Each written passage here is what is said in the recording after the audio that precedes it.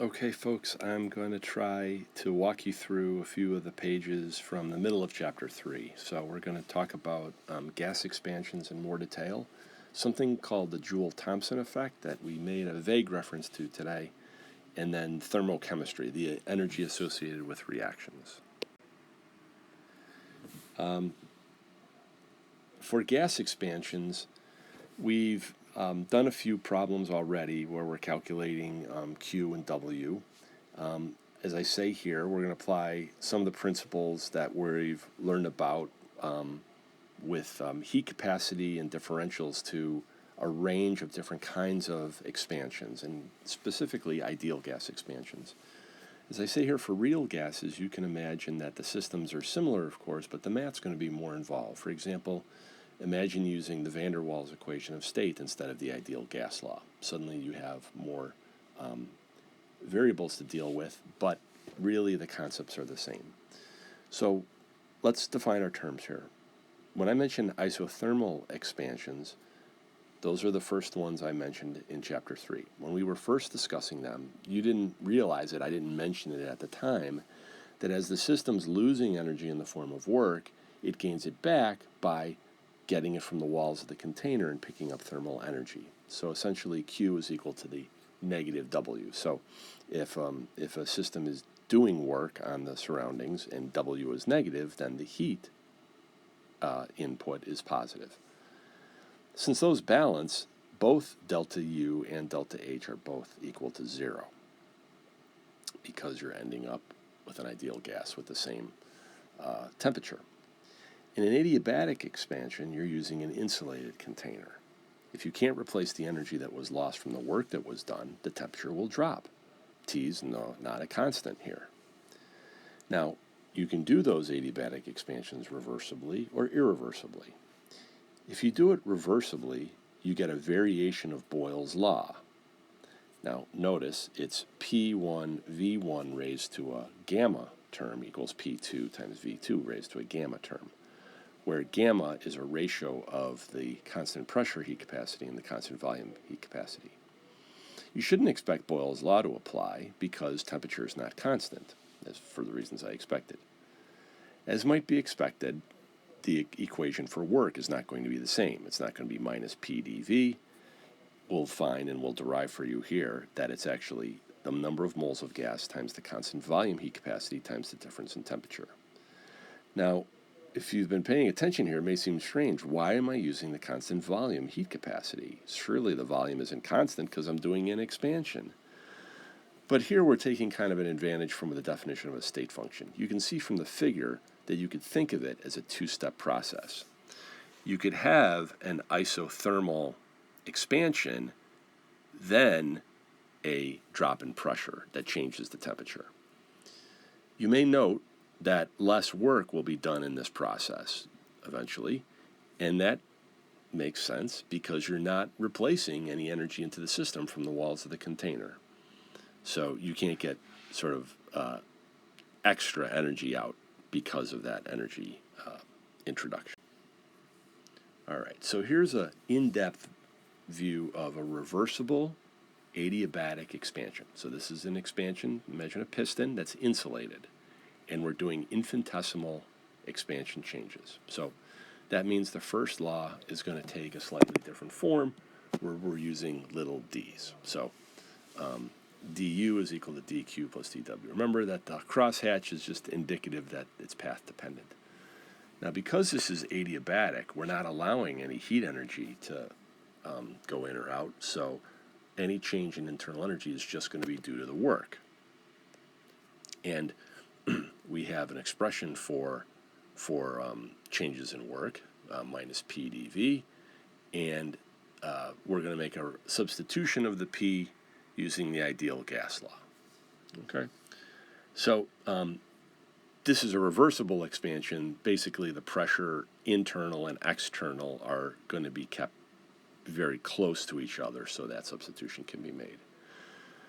You could rearrange and substitute in the definition that we learned from our previous section with heat capacity for du, and we get this expression here. Okay? Now, because I have differentials on each side, I can get rid of them and turn them into absolute differences by integrating. So assuming that over the range that we're going to look at, the heat capacity, the constant volume heat capacity is independent of temperature, I get this expression. And because for ideal gases the difference of Cp and Cv are known, I could include that on the right-hand side. If I divide through by constant volume heat capacity, I end up getting these results. Now there's a new term here, this gamma, I made reference to on the previous slide. It's something called the heat capacity ratio. It's the constant pressure heat capacity over the constant volume heat capacities. So take the time to walk through this derivation and see how you get the two terms that have asterisks in them equal to each other.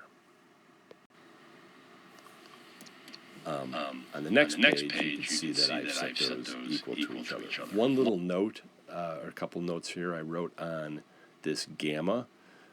Note that gamma is going to be different depending on what the gas is. Like, for example, when we learn the equal partition theorem, the heat capacity at constant volume for a monatomic gas is 3/2 R, and Cp is 5/2 R. If I take the 5/2 R divided by 3/2 R, I get 5/3 or equal to 1.67.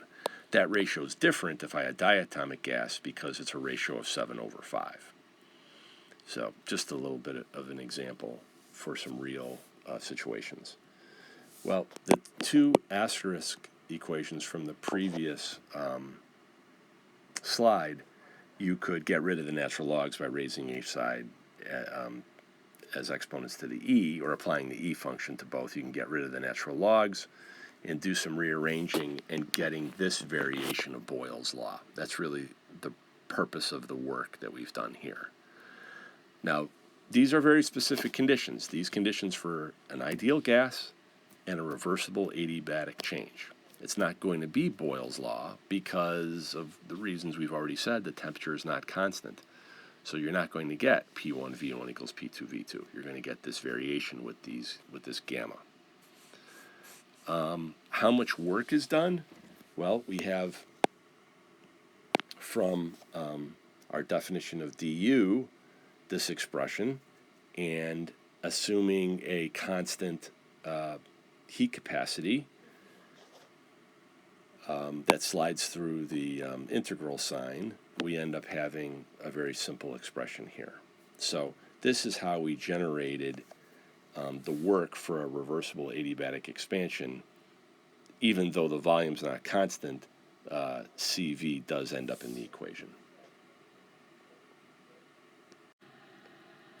So I've had some problems with recording. I hope this works.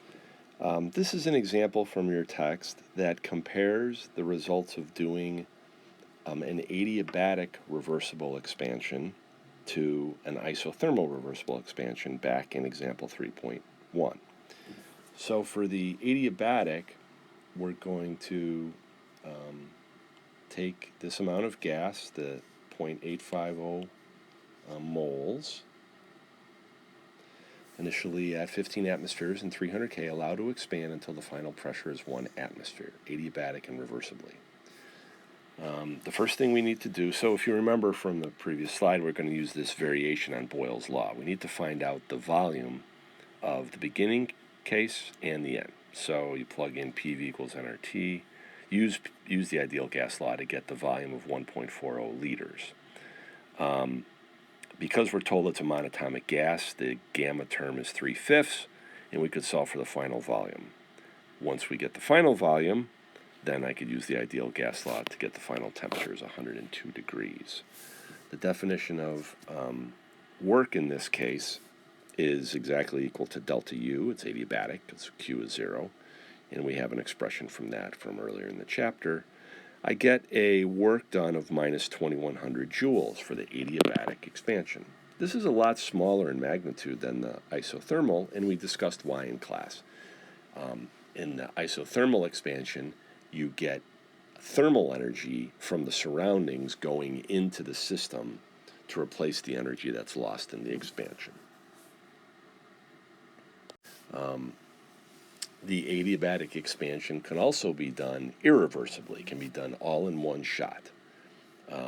In this case, the expression for work is expressed as using equation 319, and applying the ideal gas law, I get this this relatively long expression here. So I think we're going to use that in an example problem a little later on. I'm going to have you, carefully look at your reading. I'll do my best to give an overview and then a little bit of interpretation of the results for something called the Joule-Thomson effect. When you have an ideal gas, the internal energy does not depend on anything other than the temperature. Remember, there's no attractions or repulsions, so you only need the temperature. The equipartition theorem guides you to knowing how much energy a sample contains depending on the complexity of the system. Therefore, if a process happens with no work, like expanding against a vacuum, there's no temperature change. If you're not doing work, you're not losing energy, so the temperature is exactly the same. James Joule did an experiment in 1845 to see how real gases would behave, ones with attractive and repulsive forces. He didn't measure a temperature change, but only because his equipment wasn't sensitive enough. He essentially had a design flaw in this expression. He thought that if he opened up the stopcock and allowed the gas to flow into the vacuum, he'd be able to measure a temperature drop in the water. But water, of course, has an incredibly high heat capacity, and so the quality of his thermometer wasn't precise enough to detect the coolness that should happen. But later he developed an alternative setup that did show a temperature change. It's a thermally isolated system. So this piston is encapsulated inside, I should say, thermally insulated container. And let me try to explain. So in this rust-colored block on the left, you're essentially seeing a gas that's under high pressure. Let's say it's 10 atmospheres. And the black barrier between it and the right-hand side of the device is somewhat porous, so that under pressure, gas can go through. Now, the opposing pressure, P2, is adjusted so it's less than whatever P1 is. So you have a thermally isolated system, slowly compressing the gas that's on the left side of the barrier, and some of the gas gets through to go to a lower pressure environment on the right-hand side. In this case, he detected a temperature drop. Now, for real gases, we should be able to predict this, right? Because molecules that have some attractions to each other are going to expand go away from each other, and that's going to cost you some energy if you're attracted to another molecule. So the Joule-Thomson coefficient was expressed, which showed essentially the rate of change of the temperature. That T bar shouldn't be there. It's the change in temperature with respect to the change in pressure. So something interesting happens when you, at a particular temperature. So I don't know if you heard Dakota there. He was barking at a student walking by, embarrassing me to no end. But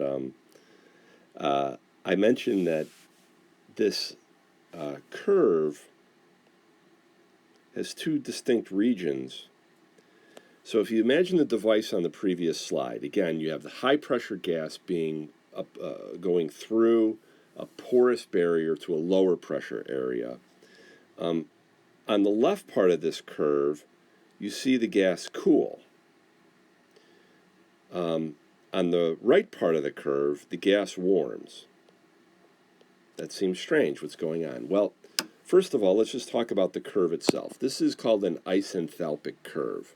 I'll show you the derivation of that on the next slide. But just for now, look at the fact that this quantity called the Joule-Thomson coefficient, it's essentially the partial of temperature over the partial of pressure. So as the pressure changes, how does the temperature change? It's basically that ratio.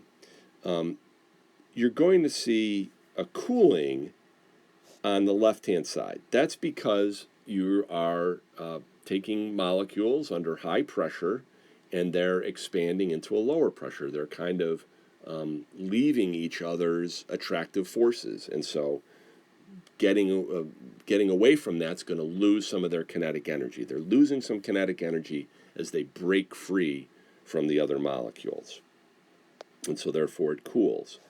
The molecules will warm. Notice what region of the curve you're at. You're at very, very high pressure where you actually have repulsion starting to take over.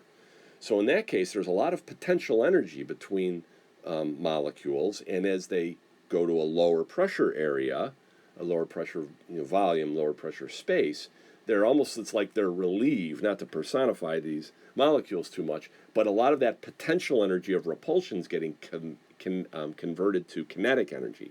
So the molecules actually warm up. What you see on the right-hand side of this curve here is they call it the locus. So it's the individual local maximum connected as a line. So everything to the left is a cooling region. Everything to the right is a warming region. This is actually related to the liquefaction of gases. So if you can imagine, how do they make liquid nitrogen? It's done by compressing the nitrogen gas so that it escapes into a lower pressure area, therefore cooling, and then being pumped back through the cycle. And so you can constantly cool to the point of condensation.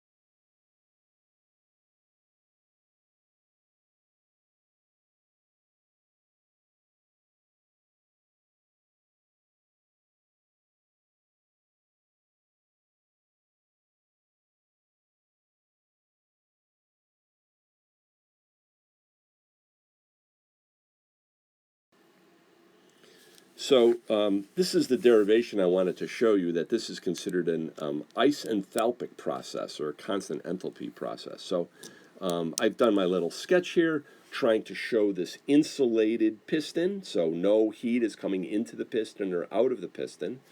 On the left, you're compressing the gas with the pressure 1, the gas I've kind of sketched here. And as you're pressing on it, and it's allowed to go through the porous barrier, it's ending up on the right-hand side, and it's pushing back pressure 2, which is lower than pressure 1. So if you look at the math here, the work done on the left is going to be minus P delta V. We're making simple assumptions here about what I want to say, just the simplest version of compression and expansion, assuming relatively ideal gas law behavior. Although, as I say that, we're making the rationale for that curve because it's real gases, not ideal gas behavior. So forget I said that. All I want to say here is that the work that's being done on the left-hand side can be added to the work done on the right-hand side to have an equation for net work. The net change in the internal energy of any process is going to be the heat plus the work, but since this is isolated thermally, you're only doing work. So the internal energy of the gas here, the gaseous system, is going to be end up being the difference between these two terms, and that expression is equal to the difference of the internal energy before and after. Now, if you rearrange that, look what you've done. You've basically set up the definition of enthalpy on both sides, and so the enthalpy hasn't changed in this process, which is just kind of strange and weird. So this is the Joule-Thomson coefficient. I'm going to end it here. I'm getting a little beat. I know I asked you to read the section on thermal chemistry. I'm going to let you do that on your own. I'm not quite ready to give you some problems. I'll do that in an email later tonight after I have some dinner. So everybody, I hope you're doing okay. Take it easy. Bye-bye.